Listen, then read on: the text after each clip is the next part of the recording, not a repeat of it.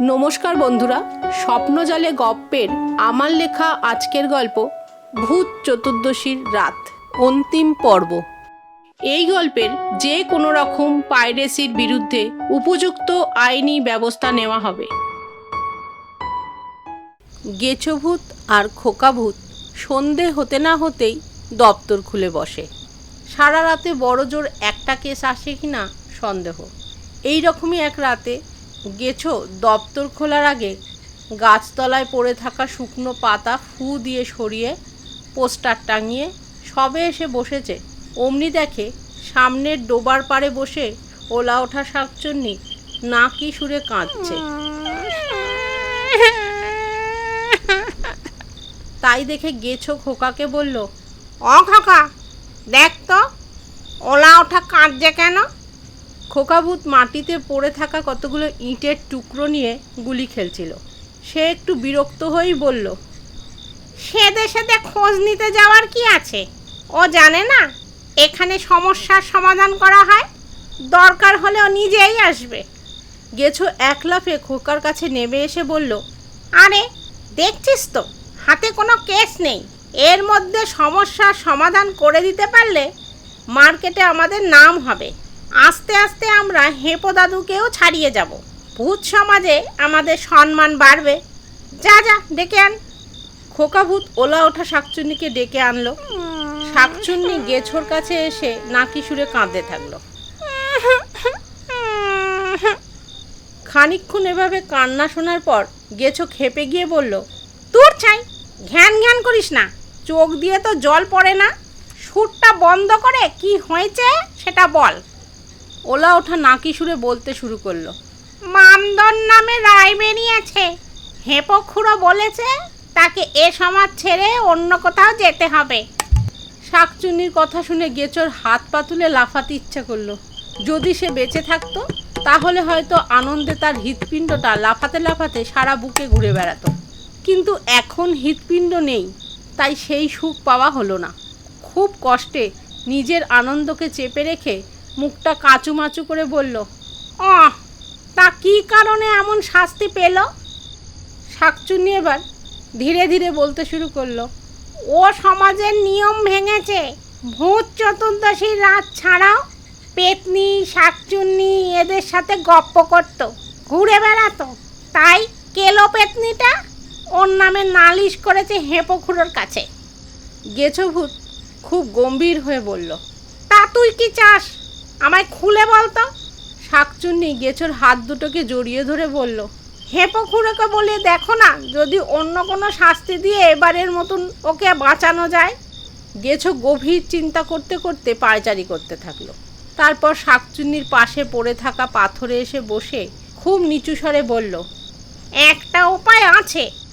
গেছোর মুখের কথা শেষ হতে না হতে শাকচুন্নির কেঁদে কেঁদে ঠিকরে বেরিয়ে আসা চোখকে সেট করে নিয়ে বলল, কি কি উপায়? শোন, মামদো যদি এই সমাজের কাউকে বিয়ে করে তবে আমি বলে কয়ে ওর শাস্তি আটকাতে পারি, কিন্তু ওর এই স্বভাবের জন্য কে ওকে বিয়ে করবে? গেছোর কথা মুখ থেকে পড়তে না পড়তেই শাকচুন্নি বলল, আমি আমি বিয়ে করতে রাজি। এবার শাকচুন্নির কথায় গেছোর কঙ্কালটা টাল সামলাতে না পেরে পাথরের ওপর থেকে ঠক করে মাটিতে পড়ে গেল।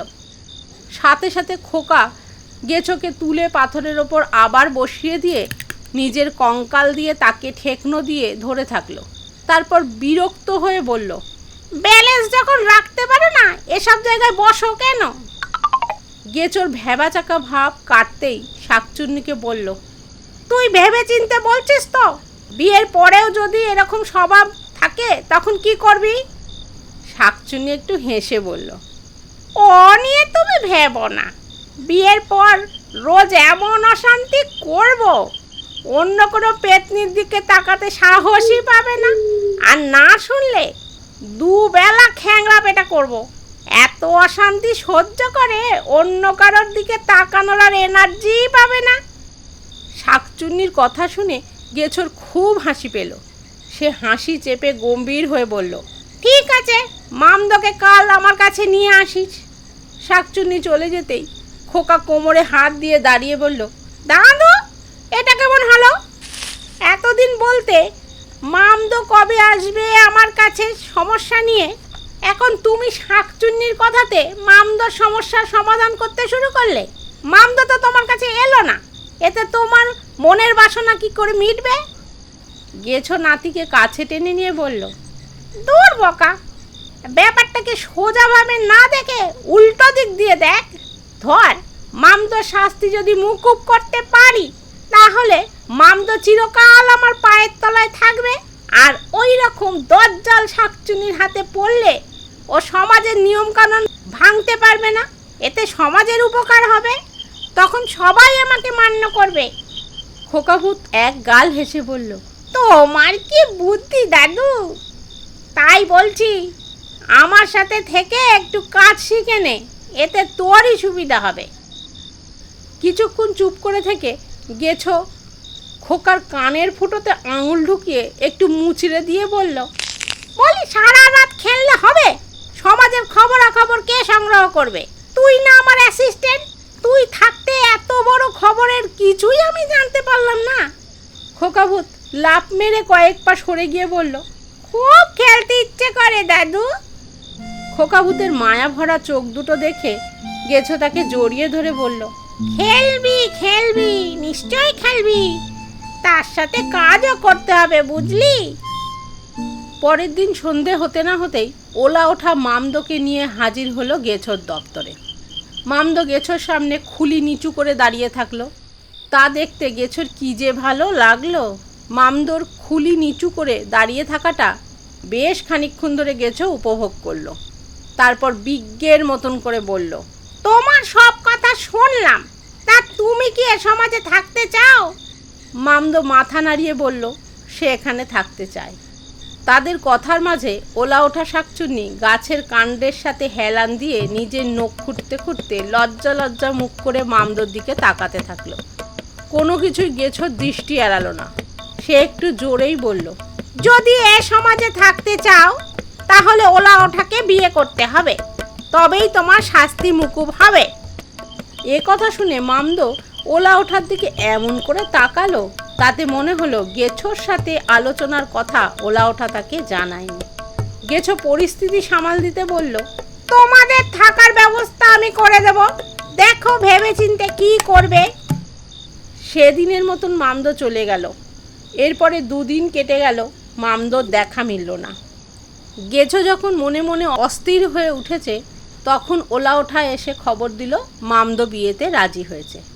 মনের মধ্যে আনন্দের ঢেউ চেপে রেখে গেছো হেপোখুড়োর মাথায় টুপি পরিয়ে মামদোর শাস্তি মুকুব করলো। গেছো হেপোকে গিয়ে বলল, এই রকম চরিত্রহীন ভূত যদি সমাজে ঘুরে বেড়ায়, তাহলে পেতনিদের নিরাপত্তা কোথায়? তাই সে যখন বিয়েতে রাজি হয়েছে, তাকে শুধরানোর সুযোগ দেওয়া উচিত।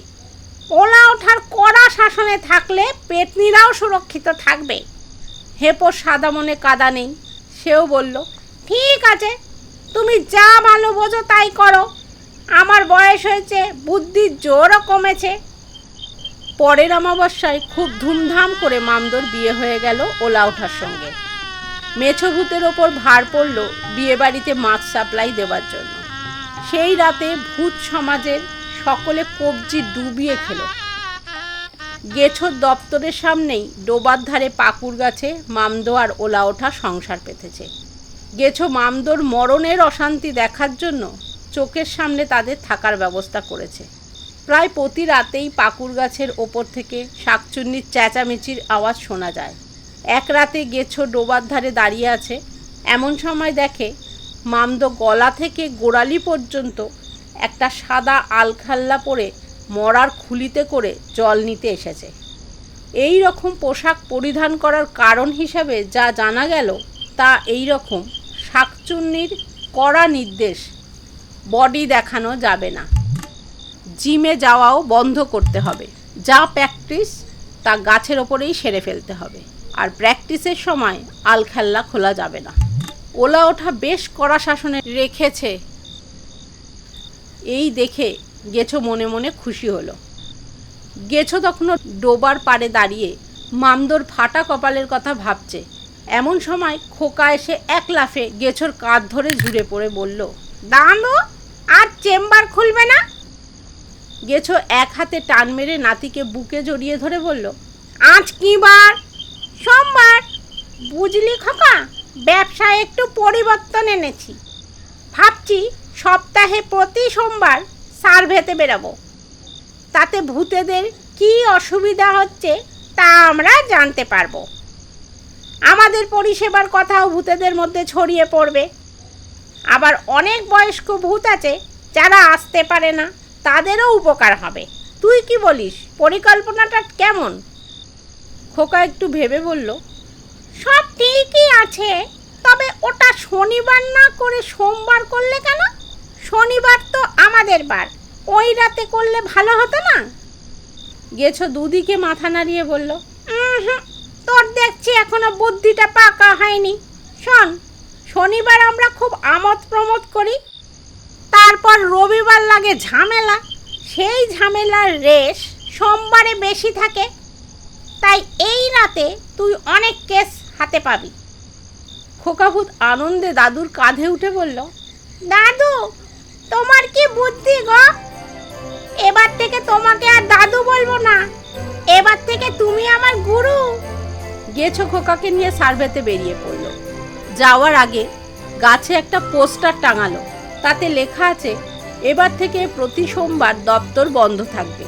তার পরিবর্তে চালু করা হলো দুয়ারে সার্ভে পরিষেবা। এর মাধ্যমে আপনারা গাছে বসেই আপনাদের সমস্যার কথা দপ্তরের প্রতিনিধিকে জানাতে পারবেন। আমার গল্প যদি ভালো লেগে থাকে তাহলে চ্যানেলটিকে সাবস্ক্রাইব করার অনুরোধ রইল, আর সাথে লাইক, শেয়ার ও কমেন্ট করতে ভুলবেন না।